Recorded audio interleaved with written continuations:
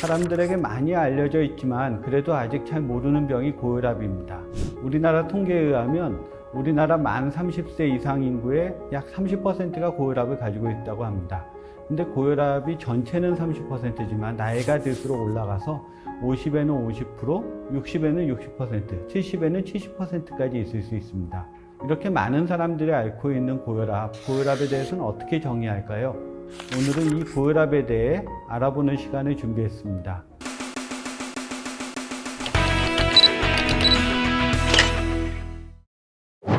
안녕하세요. 서울대병원 순환기내과 교수 이혜영입니다. 혈압이란 거는 심장이란 펌프가 온몸에 피를 보내기 위해서 만드는 압력인데요. 원래는 어느 정도 압력이 있어야 온몸에 피를 보내지만 그게 실제보다 더 높아지거나 펌프가 더 많이 뛰거나 아니면 혈관이 좁아지면은 피의 압력이 올라가는 고혈압이 발생하게 됩니다. 보통 사람들의 정상혈압은 높은 혈압이 120, 낮은 혈압이 80 미만으로 생각합니다. 근데 이거보다 20이 올라간 점은 심장병이 정상혈압보다 2배가 되는 점이라고 생각하는데 140이나 90 이상일 경우는 치료를 하자. 그래서 140에 90이 고혈압으로 정의되게 되었습니다.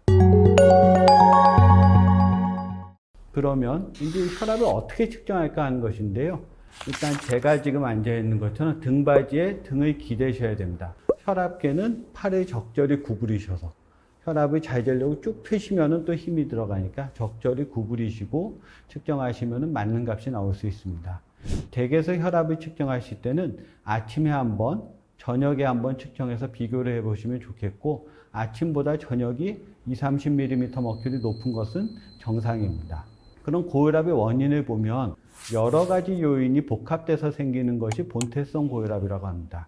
전체 고혈압 환자의 한 90%는 여기에 해당하고요. 10%의 환자들이 몸 안에 어떤 종양이 있거나 콩팥이 안 좋아지거나 또는 코를 너무 심하게 골거나 이런 요인 때문에 생기는 2차성 고혈압에 해당하지만 전체의 90%는 나이, 체중 등이 복합돼서 생기는 본태성 고혈압이라고 생각하시면 됩니다. 고혈압은 특별한 증상이 없는 경우가 대부분입니다. 그래서 이전부터 고혈압은 소리 없이 병을 만든다고 해서 침묵의 살인자라고도 부르는데요. 협심증, 심근경색증의 한 60%는 고혈압 때문에, 뇌졸중의 90%는 고혈압 때문에 생긴다고 생각합니다.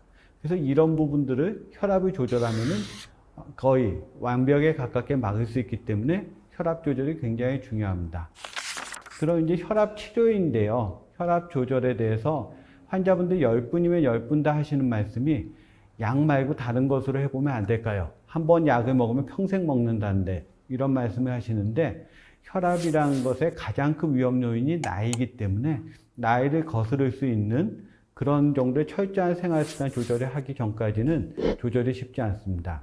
그러니까 체중을 5kg 줄이시거나 아니면 염분 섭취를 반을 낮추시면은 혈압약 하나의 분량의 혈압 조절 능력을 몸 안에 만드실 수 있고 혈압약의 효과가 훨씬 커집니다. 그런데 요즘 약물 치료의 가장 중요한 부분은 병합 치료가 가장 요즘에 중요한 치료로 알려져 있습니다. 한 가지 약제로 조절하면 조절되지 않는 다른 분야가 활성화될 수 있기 때문에 요즘은 2가지 이상의 약제로 서로 보완하는 약물 병합 치료가 가장 흔한 치료고 효과적인 치료로 알려져 있습니다.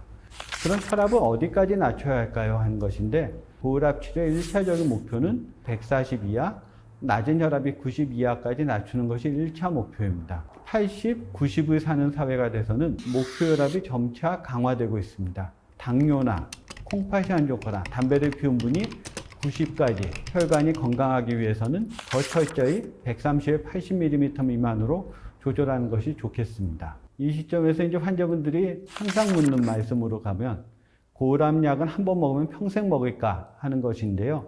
고혈압 약제를 먹던 분이 조절을 하다가 이제 조절돼서 한번 약제를 끊어봤을 때 70%는 다시 생긴다는 보고가 있습니다. 그래서 혈압약을 한 번 먹으면 계속 먹는다. 그 부분에 대한 질문에 대한 답은 사실일 경우가 70%인데요. 30%가 있다는 것을 더 강조하고 싶습니다. 3명 중에 1명은 혈압약을 중지할 수도 있기 때문에 약을 먹지만 체중 감소도 더 열심히 하고 운동도 하고 염분 섭취도 줄여서 약물 효과를 최적화하고 또 나아가서 약을 줄일 수도 있겠다. 그런 쪽의 목표를 좀 높게 잡으시는 것을 저는 권유하고 싶습니다. 다음은 혈압을 약이 아닌 시술로 조절하는 최신 기술에 대해 말씀드리겠습니다. 콩팥 혈관을 50도 정도에 대한 열로 지짐으로써 콩팥에서 나오는 혈압 호르몬의 작용을 완화시키는 방법입니다. 이 콩팥에 대한 전극 도자 절제술이라는 혈압 조절 방법도 현재로서는 고도 고혈압에 대한 치료로 이루어지고 있지만 향후가 되면 혈압약을 먹기 싫은 분들에 대한 혈압약을 대체하는 치료로도 진행될 수 있겠습니다. 치명적인 합병증을 불러올 수 있는 고혈압 질환, 원인이 복합되어 있는 경우가 대부분인데요. 과연 예방이 가능할까 하는 것인데요.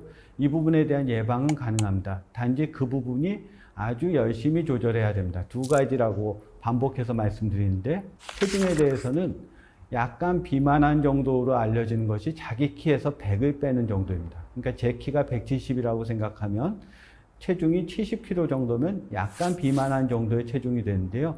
그 정도만 되어도 고혈압을 방어할 수 있는 충분한 효과가 있습니다. 두 번째는 싱겁게 먹는 것인데요. 가장 효과적인 방법은 국물 음식을 줄이는 겁니다. 국물 음식은 아무리 싱거워도 이 안에 들어있는 양이 많기 때문에 국물 음식을 줄이거나 적어도 말아 먹지만 않으면 밥알 안에 들어가는 염분의 양을 줄일 수 있어서 훨씬 효과적입니다. 세 번째는 계속 날마다 만보를 걷는다 하는 것이 또 하나의 방법이 되겠습니다. 지금까지 고혈압에 대해 알아보았습니다.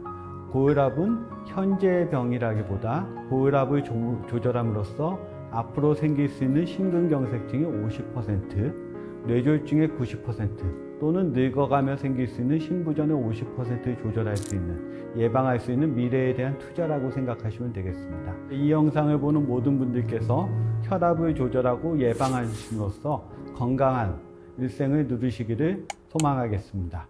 지금까지 순환기내과 이혜영이었습니다. 감사합니다.